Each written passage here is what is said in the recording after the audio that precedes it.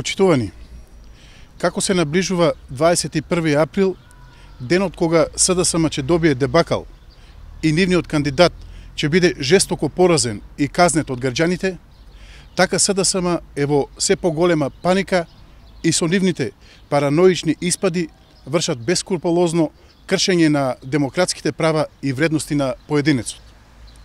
Во текот на вчерашниот и за вчерашниот ден имаше целосна злоупотреба на државната администрација, која беше ставена во функција на СДСМ и ЗАЕВ.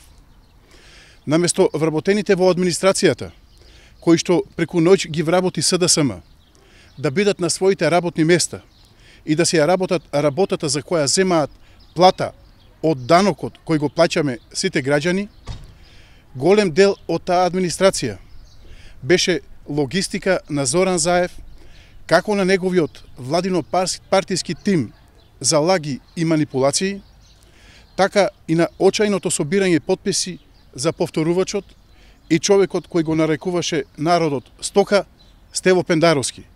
Сега, истиот тој народ кој го нарекуваше стока, го тераат да се потпише за него. Исто така, имаме сомнежи и информации дека во некои институции се правени списоци со кои треба да се даде поддршка за кандидатот на СДСМ и ДУИ.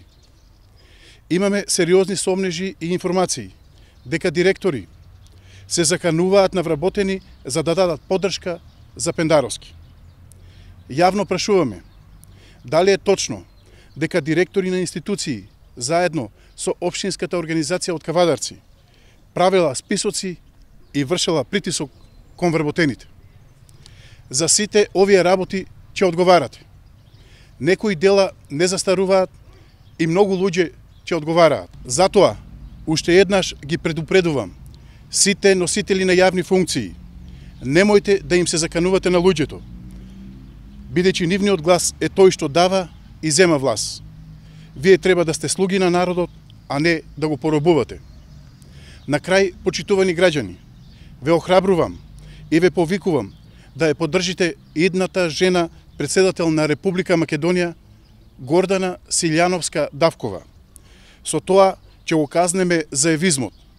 Со тоа ќе го почнеме процесот на владење на правото и правдата и функционирањето на правната држава.